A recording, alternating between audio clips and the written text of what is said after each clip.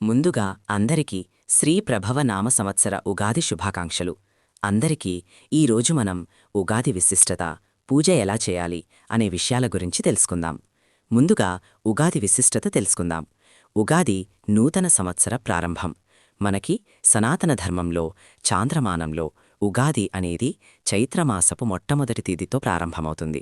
ఈ ఉగాది దగ్గర్నుంచి మనం మళ్లీ చైత్రమాసం నుంచి చిట్ట చివర ఉండేటటువంటి ఫాల్గుణ మాసం వరకు ఉండే కాలాన్నంతటినీ కాలమునందు ఒక ప్రమాణంగా స్వీకరించి ఒక పేరుతో పిలిచేటటువంటి సంప్రదాయాన్ని మనకి ఋషులు అందించారు. 60 సంవత్సరాలు మళ్లీ మళ్లీ తిరుగుతుంటాయి.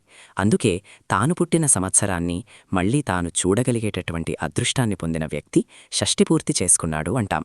అంటే తాను పుట్టిన సంవత్సరాన్ని మళ్లీ తాను చూశాడు, సంకల్పంలో చెప్పుకోగలిగాడు. అలా వచ్చేటటువంటి సంవత్సరం 12 మాసములుగా ఉంటుంది, 6 ఋతువులుగా ఉంటుంది, 2 ఆయనములుగా ఉంటుంది. ఈ 2 ఆయనములు ఒకటి ఉత్తరాయణము, ఒకటి దక్షిణాయనము. దక్షిణాయనమంటా ఉపాసన, ఉత్తరాయణమంతా చేసినటువంటి ఉపాసన వలన పొందినటువంటి సిద్ధి.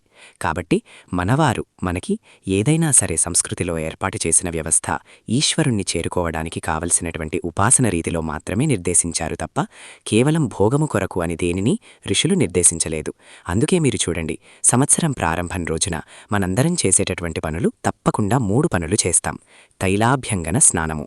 నువ్వుల నూనె తలమీద పెట్టించుకుని పెద్దవారి చేత ఆశీర్వచనం చేయించుకుని స్నానం చేస్తాడు. దానివలన అలక్ష్మి తొలగి లక్ష్మీదేవి యొక్క అనుగ్రహం కలుగుతుంది. వేప పువ్వు పచ్చడి. ఆ వేప పువ్వుతో పాటుగా అరటిపండు, చింతపండు, ఆ తర్వాత బెల్లం మొదలైనటువంటి పదార్థాలను కలిపి కొద్దిగా పచ్చడి కింద చేసుకొని ఆ పదార్థాన్ని ప్రసాదంగా ఈశ్వరుణ్ణి నివేదన చేసి పుచ్చుకుంటాం. ఈశ్వర నివేదన చేయకుండా దేనిని అనుభవించడం సనాతన ధర్మంలో అసలు ప్రతిపాదించబడినటువంటి విషయమే కాదు. జీవితం అన్న తర్వాత ఈశ్వరుడు మనకి శరీరాన్ని ఇచ్చింది సుఖదుఖములను అనుభవించడం కొరకు. ఈ సంవత్సరంలో సుఖమూ ఉంటుంది, దుఃఖమూ ఉంటుంది. సుఖమొచ్చినప్పుడు గుండెల మీద చరుచుకుని విర్రవీగకు, దుఃఖమొచ్చినప్పుడు పాతాళంలోకి కుంగిపోకు. రెండిటి యందు సమతౌల్యమును, సంతోషాన్ని పొందడం నేర్చుకో.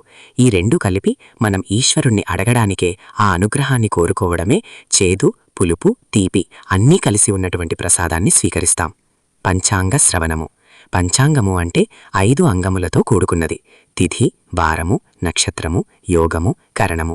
ఇవి మనకి దీర్ఘాయుర్ధాయాన్ని ఇవ్వడానికి, రోగనాశనం చేయడానికి, మనం అకాల మృత్యువుని పొందకుండా పరమేశ్వరుణ్ణి ఉపాసన చేయగలిగేటటువంటి స్థితిని పొందడానికి ఉపయోగపడతాయి. అందుకే ప్రతివారూ రోజూ వీటిని చూడాలి. ఉగాది నాడు సంవత్సర ఫలితాలన్నింటినీ వింటాం. ఇప్పుడు పూజ ఎలా చేయాలో వివరంగా తెలుసుకుందాం. పంచాంగము గురించి కొన్ని విషయాలు తెలిసుండాలి. భగవంతుని గురించినటువంటి విషయములలో సమగ్రమైన జ్ఞానము ఉన్నా లేకపోయినా గురి కుదిరినవాడై ఉండాలి.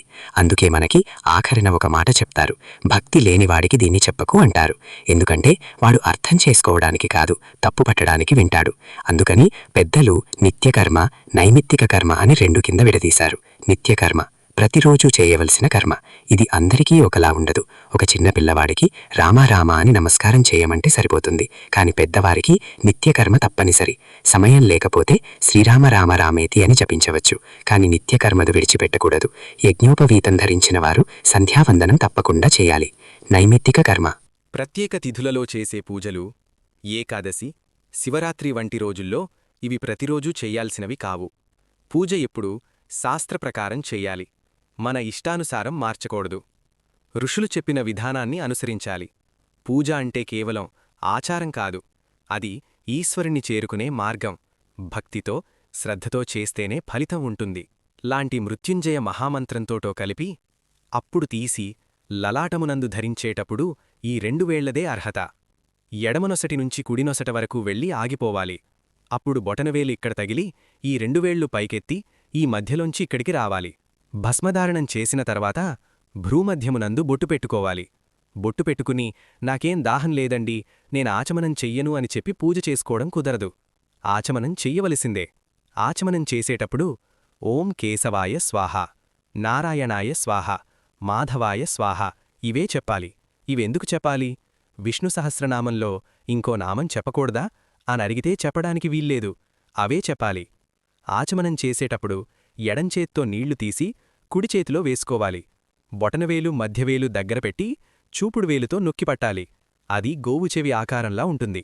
అందులో మినపగింజ మునిగినంత నీరు మాత్రమే పొయ్యాలి, ఎక్కువ నీరు కాదు. చప్పుడు చెయ్యకుండా ఎడమ పెదవికి తాకించి ఓం కేశవాయ స్వాహ అని పుచ్చుకోవాలి. ఇదెందుకంటే స్వరపేటిక సరిగ్గా పనిచేయడానికి ఇది సహాయపడుతుంది. మన ఋషులు ఎంత శాస్త్రీయంగా చెప్పారు చూడండి. నీరు స్వరపేటిక మీద పడితే అది యంత్రానికి ఆయిల్ వేసినట్టు పనిచేస్తుంది. కేశవాయ స్వాహ కంఠం పనిచేస్తుంది. నారాయణాయ స్వాహ నాలుక పనిచేస్తుంది. మాధవాయ స్వాహ పెదవులు పనిచేస్తాయి. అంటే శబ్దం వచ్చే 3 ప్రధాన స్థానాలను సజీవం చేస్తుంది. అందుకే ఈ 3 నామాలే చెప్పారు, ఇంకో నామం కాదు.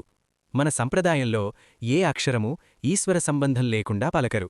భస్మం అంటే చివరికి అన్నీ బూడిదవుతాయి అని జ్ఞానం. ప్రపంచంలో ఉన్నదంతా మారుతుంది, కాని బూడిద మారదు. అదే పరమాత్మ స్వరూపం. భగవంతుడు మనల్ని బలవంతంగా మార్చడు, అతను బుద్ధినిస్తాడు. మనిషికిచ్చిన గొప్పవరం బుద్ధి. మనస్సు నిలబడకపోయినా బుద్ధితో శరీరాన్ని గుడికి తీసుకెళ్లాలి. గుడికి వెళ్లి ప్రదక్షిణం చేసి కూర్చోవడం, ఇదే మొదటి విజయం. మెల్లగా అలవాటొస్తుంది. ఆచమనం, అభిషేకం, జపం అన్నీ సహజంగా వస్తాయి. మనస్సు నియంత్రణ ఆజ్ఞాచక్రంలో ఉంటుంది, భ్రూమధ్యలో. అందుకే అక్కడ కుంకుమ పెట్టమన్నారు. విభూతి శివజ్ఞానం, కుంకుమ శక్తి అనుగ్రహం.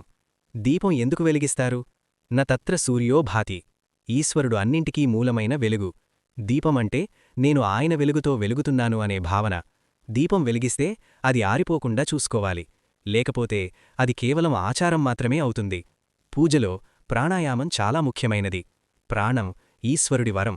కుడినాసిక మూసి ఎడమనాసికతో శ్వాస తీసుకోవాలి. రేచకము ఆపాలి. కుంభకం ఇది గురువుల దగ్గర నేర్చుకుని చెయ్యాలి. ప్రాణవాయువు స్థిరంగా ఉంటే మనస్సు స్థిరంగా ఉంటుంది. ఈ విధంగా పూజలో ప్రతి చిన్న విషయానికి కూడా గొప్ప అర్థం ఉంది.